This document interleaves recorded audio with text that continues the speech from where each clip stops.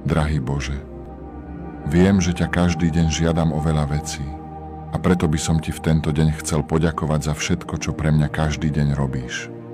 Za každý moment, kedy sa ma mohu nadýchnuť.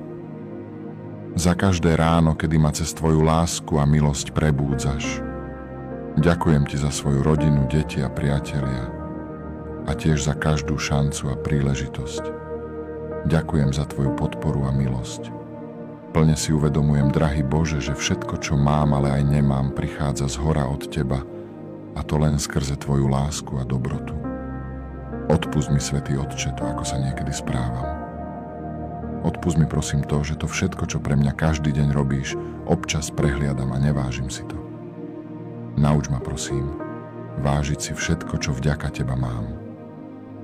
Prosím, nech je v mojom srdci zakorenená tvoja láska, pokora, ochota, pochopenie a obetavosť preto, aby som mohol byť tvojim svetlom na tejto zemi a kráčať tak, aby vo mne ľudia okolo mňa videli teba a to, ako si milujúci a dobrotivý.